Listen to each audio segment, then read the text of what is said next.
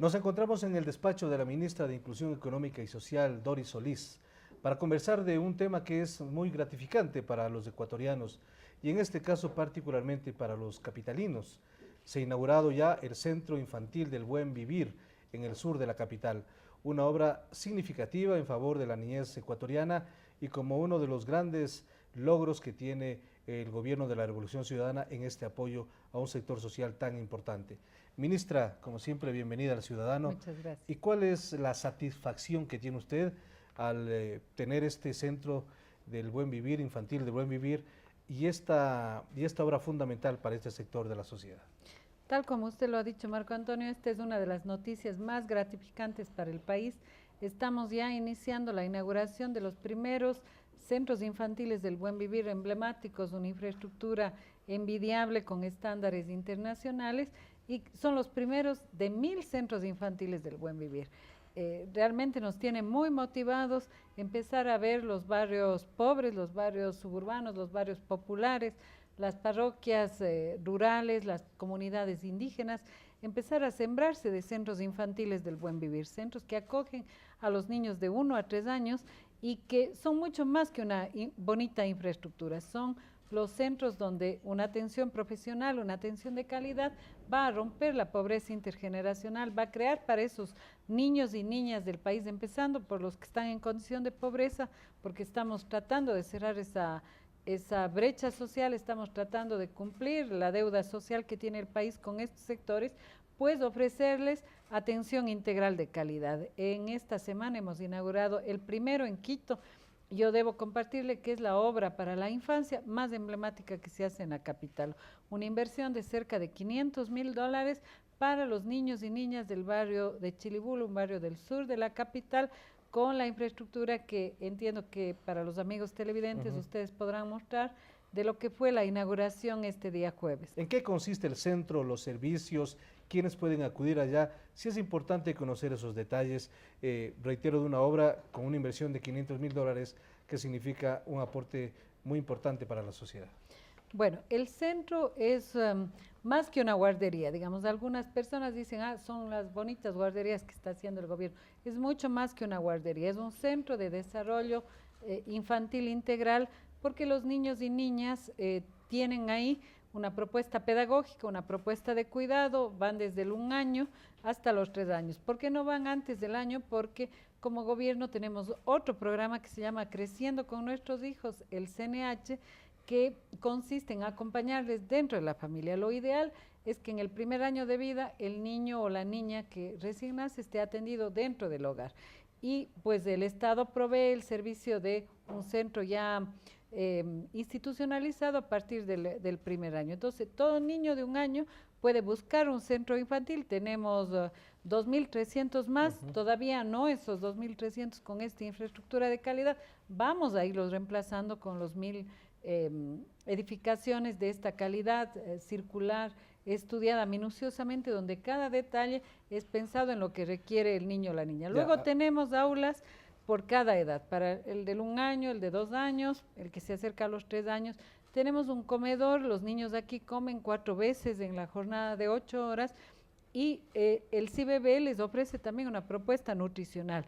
Usted sabe, Marco Antonio y los amigos televidentes, que otro de los objetivos del gobierno es derrotar la desnutrición infantil. Estamos hablando de un desarrollo infantil integral, Así es decir, que no solamente, como usted lo ha puntualizado, no es una guardería exclusivamente, sino más bien un centro integral para los niños y las niñas. Ahí déjeme decirle, aunque ayuda, por supuesto, a que padres y madres podamos trabajar tranquilos, dejando en el centro. Por supuesto. El enfoque no es la guardería solo para que los padres puedan trabajar, el enfoque es al revés, es pensando en primer lugar en los niños y niñas, lo que requiere el pequeño ciudadano ecuatoriano en esta etapa de su vida para poner las bases, poner los pilares para un desarrollo óptimo en el futuro. Ahora, ¿quiénes pueden acudir allá? Es una pregunta.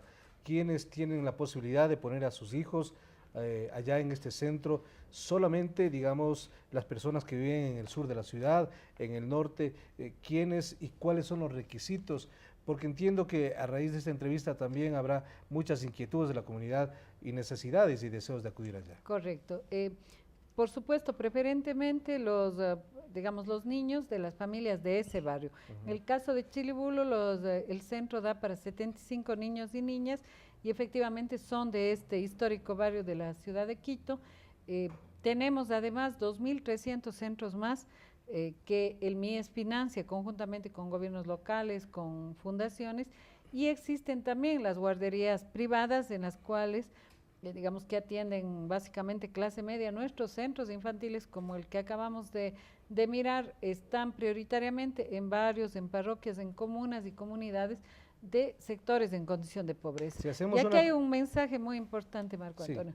Estos centros de excelencia, que significan lo mejor de lo mejor que el país tiene, van a aquellas comunidades que nunca tuvieron nada, sean urbanas o rurales, porque la señal que estamos dando es una señal de que empezamos el pago de esa deuda social, empezamos a construir esas condiciones del buen vivir, empezamos a romper las condiciones de pobreza intergeneracional, es decir, que no se transmita la pobreza que probablemente vivieron sus padres o su familia a la nueva generación. No, estos niños son los niños que tendrán las mejores oportunidades y el desarrollo de sus capacidades para romper lo que se llama la pobreza intergeneracional, que se transmita de sus padres, de sus familias que probablemente vivieron o viven privaciones, pero hoy la educación, el desarrollo infantil integral nos ayuda a combatir la pobreza.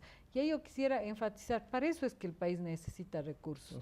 Estos 1.000 CIBBs requieren un presupuesto de $500 millones hasta el 2017. ¿Y cómo se va a financiar eso? ¿Qué sostenibilidad va a tener este modelo? Precisamente con lo que algunos pseudoanalistas satanizan, y es el gasto público. Este es el compromiso de la Revolución Ciudadana. Si queremos derrotar la pobreza en el país, tenemos que invertir en este tipo de iniciativas, en desarrollo infantil, de modo que las nuevas generaciones no nazcan y enfrenten desnutrición otra vez, enfrenten privaciones, enfrenten falta de oportunidades. Por eso los 1.000 CIBBs van a estar, ya hay un plan georreferenciado, sabemos exactamente dónde están ubicados, estamos trabajando intensamente con los gobiernos locales, que son quienes nos dan, en la mayoría de los casos, los terrenos. Bueno, en este caso hemos coordinado mucho con la Alcaldía de Quito, pero se hace en un terreno del MIES, pero digamos va a ser maravilloso realmente, va a ser muy motivador y invitamos a que el país conozca estos centros infantiles. En este mes inauguramos ya los primeros 20 centros infantiles, luego del de Quito tenemos la inauguración de 2 en la provincia de Loja, hemos inaugurado ya en Guayas y en varias otras provincias del país. Van a estar en todas las provincias del país. De hecho, Marco Antonio, en este año inauguramos 250, ya, cada año 250, hasta llegar al 2017 con los 1.000 centros infantiles del Buen Vivir, con capacidad de entre 50 y 120 niños, dependiendo del tamaño, dependiendo de la comunidad, ¿no? Si cabe una comparación, este tipo de centros como el de Chilibulo, por ejemplo, en comparación con otro lugar en donde acuden los niños, es como una escuela del milenio frente a una escuela regular. Si podríamos hacer una comparación también para que la ciudadanía entienda el nivel de lo que significa este centro. Efectivamente, como le decía, el MIES apoya 2.300 centros infantiles con municipios, con fundaciones, con asociaciones, juntas parroquiales, en fin, pero estos son los emblemáticos, estos son los de excelencia. Como puede verse en las tomas, son construcciones circulares, cada aspecto está estudiado, cada aula tiene un patio propio para el juego de los niños, el material didáctico es de primera y está asesorado, digamos, incluso con parámetros internacionales, el menú, en fin, me faltaba mencionar que hay una parvularia por cada 10 niños, ¿no? Es decir, que es parte también de los estándares internacionales, y una coordinadora parvularia, en general son profesionales mujeres, que, digamos, coordina todo el centro, ¿no? ¿Cuánto tiempo pasarán los niños en el día en el centro? 8 horas, ¿no? Y también sobre esto tenemos normas técnicas rigurosas, tiene que venir a dejarle el padre, la madre de familia o una persona, digamos, adulta autorizada de su familia, porque hemos tenido problemas de falta de rigor, de falta de normas técnicas también en este aspecto. Además, un médico o médica del sistema de salud público va regularmente al centro, pesa, mide a los niños, hace la evaluación de su crecimiento, de su desarrollo físico e intelectual, porque el MIES trabaja pues asociado con los otros ministerios del Frente Social. No sé si lo mencionamos ya, pero ¿quiénes tienen posibilidad de acceder allá? Todas las familias de los barrios y parroquias o comunidades donde estamos construyendo los centros infantiles, el MIES ya hace una labor de información previa para que los niños y niñas se inscriban. Llevamos una ficha técnica que va también retroalimentando a la familia sobre el desempeño del niño. Pero personas de escasos recursos económicos, así es, fundamentalmente. prioritariamente es, digamos, los centros están destinados a las familias en condición de pobreza, las familias de los sectores populares o rurales, a quienes queremos pues dar esta señal clara de compromiso del gobierno nacional para crear las mejores condiciones y oportunidades para ellos, ¿no? Es decir, habrá mucha demanda de parte de la ciudadanía, pero entiendo que ustedes hacen un análisis, un estudio en cada caso para posibilitar la opción de que ingresen a ese centro. Así es un trabajo planificado. La ley de educación intercultural del país que está vigente señala que a partir de los 3 años tienen que pasar al Ministerio de Educación. Estamos en esa transición. Si cumplen 3 años, entra ya a otro régimen que se llama educación inicial. Ahí sí ya empiezan a prepararse para la educación básica y, digamos, todavía el Ministerio de Educación no puede absorber todos los niños de 3 años. Mientras eso ocurra, el MIE seguirá atendiendo a estos niños, pero hay que saber que todo esto está encadenado. El MIES de 0 a 3 años, en las 2 modalidades de atención, a partir de los 3 años, de educación inicial y educación básica a cargo del Ministerio de Educación, y luego pues las oportunidades en educación superior. Es decir, que existe una conexión, existe ya la capacidad del Estado ecuatoriano, del gobierno en este caso, de tener a niños de 0 hasta los 8, 9, 10 años, en donde ya se van encaminados con una atención y una educación prioritaria. Así es, yo creo que el país entero tiene que estar consciente que uno de los pilares de su desarrollo, uno de los pilares para superar la pobreza, para construir esa sociedad del buen vivir, es invertir en la educación de sus ciudadanos. Ciudadanos educados, ciudadanos adecuadamente capacitados, van a ser ciudadanos con, digamos, todas las posibilidades de desplegar las capacidades y de construir oportunidades para una vida digna, para una vida productiva en el futuro. Y habíamos invertido ya fuertemente en los cambios en educación básica, en los cambios en educación superior, pero este segmento, esta parte de educación de primera infancia, era la que se nos había quedado rezagada. Por eso, la decisión del presidente Correa fue poner el acelerador en educación inicial, en primera infancia, y el MIES junto con los otros ministerios del Frente Social, con nuestro ministerio coordinador, pues estamos trabajando intensamente por esta apuesta tan importante que es el desarrollo infantil integral. Y finalmente, ¿qué otros elementos componen esto que para el gobierno es una prioridad? La política de desarrollo infantil, que es una prioridad que el mismo presidente de la República lo había declarado inicialmente.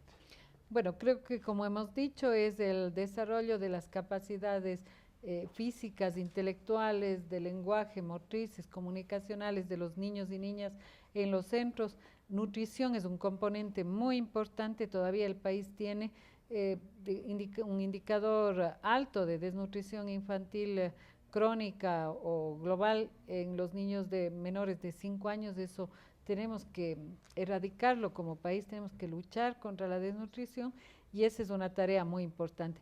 Y finalmente un componente muy interesante que a veces nos olvidamos porque creemos que todo tiene que hacerlo el Estado, es la corresponsabilidad con la familia. En los IBBs nosotros tenemos toda una propuesta de trabajo conjunto con padres y madres de familia, les damos pues el acompañamiento para que ellos sean copartícipes de esta generación de capacidades de los pequeñitos. Ellos tienen que dedicar parte de su tiempo a continuar la educación en la casa, a saber cómo atenderles, a dedicarles el tiempo, el trato con respeto, sin violencia.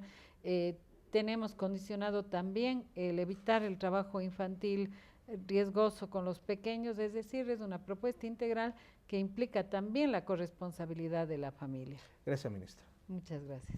Hemos conversado con la ministra de Inclusión Económica y Social, Doris Solís, sobre este momento tan importante que está viviendo el ministerio y, digamos, los niños en el Ecuador y particularmente en la capital ecuatoriana.